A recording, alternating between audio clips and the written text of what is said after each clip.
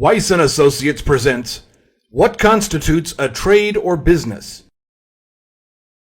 Our website and video library have gone into extensive detail regarding the intentionally deceptive terms used by the national government, terms whose legal definition is considerably different than the meanings used in everyday conversation.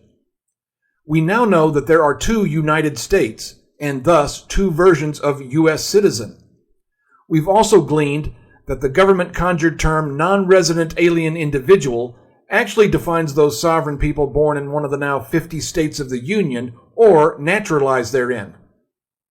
If you haven't already seen those educational videos, please check out our entire video library located in the Resource Center of our website, weissparis.com. We have videos specifically targeted to those individual terms, as well as many other insightful offerings. Now, we focus on another term whose legal definition is vastly different than the meaning used in everyday conversation, and that term is trade or business. We find at 26 CFR section 1.871-1A that the tax obligation of non-resident aliens is extremely limited. Let's review this implementing regulation again. Non-resident alien individuals are taxable only on certain income from sources within the United States, and on the income described in Section 864C4 from sources without the United States, which is effectively connected for the taxable year with the conduct of a trade or business in the United States. However, non-resident alien individuals may elect, under Section 6013G or H, to be treated as U.S. residents for purposes of determining their income tax liability under Chapters 1 and 24 of the Code. Keep in mind again that non-resident aliens are American nationals, those born in the 50 states or naturalized into the constitutional republic. Also, it's important to distinguish that the United States used in Title 26 refers only to the statutory version, meaning the District of Columbia and the U.S. territories. We also stress the last sentence that refers to the election to be taxed. We'll get to that later in this video.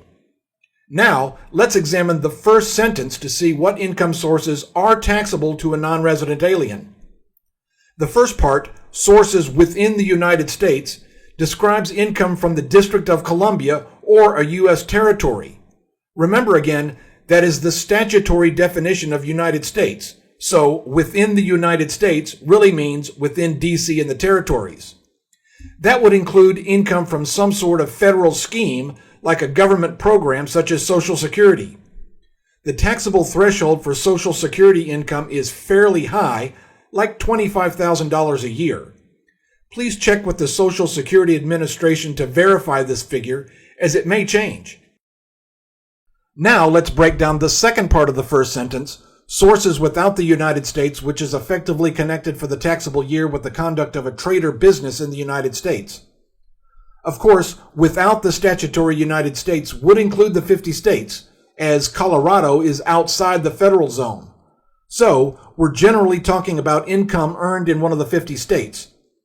Now we get to the term trade or business, because according to this implementing regulation, income earned in a sovereign state is taxable only if that income was derived from the conduct of a trade or business. So the definition of a trade or business is located at 26 U.S.C. section 7701A26 to mean the performance of the functions of a public office.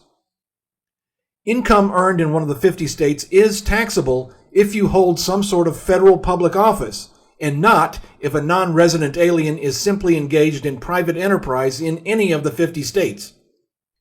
This is an important distinction, since many who are unfamiliar with the language tricks used by the lawmakers would probably draw the wrong conclusion. For example, an electrician in San Francisco looking at this might think he is engaged in a trade inside the United States. Also, the owner of a Dallas flower shop may consider his income taxable as he runs a business in the United States. This is why we so often stress knowing the definitions of terms, as the legal definition is very different than the colloquial use.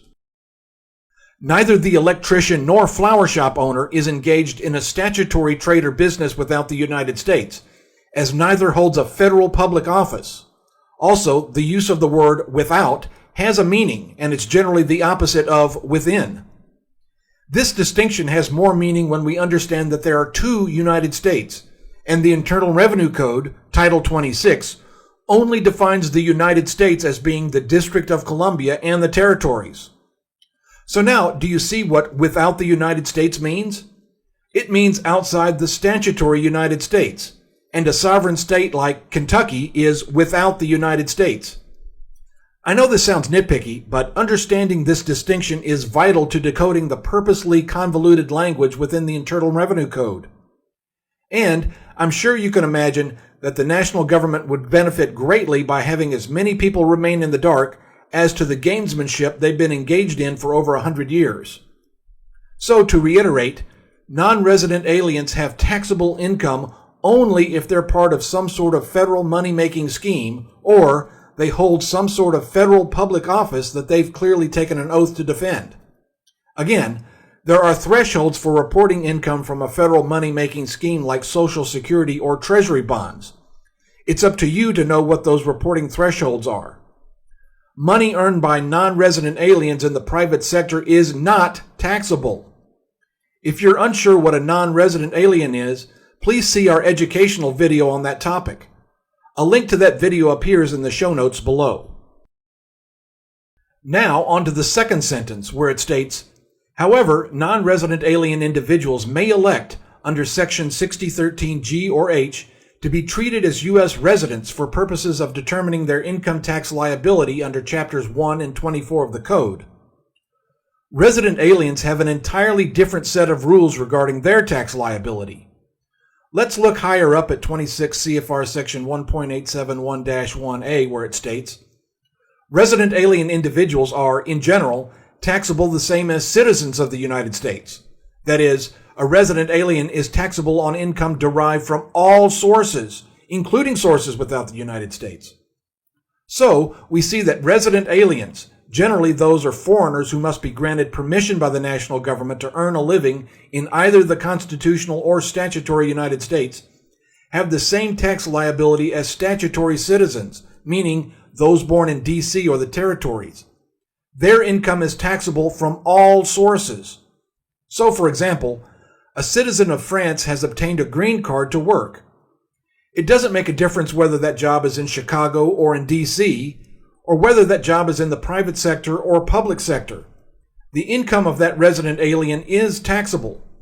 That person shares the tax liability as someone who is born in the District of Columbia or a territory like Puerto Rico.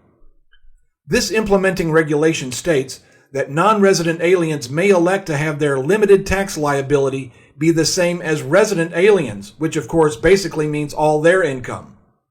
Now, why would anybody with a limited tax liability ever voluntarily elect to broaden their own tax burden?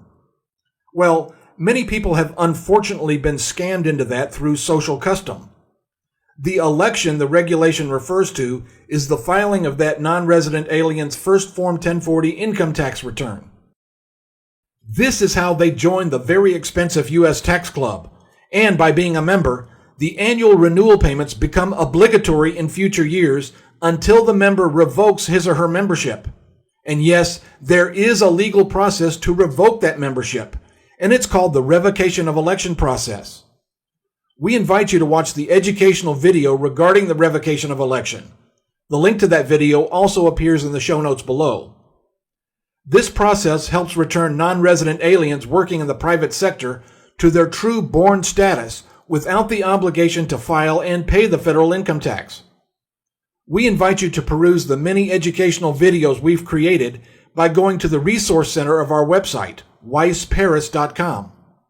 If you have any questions or comments, please email them to bilateral@gmx.com.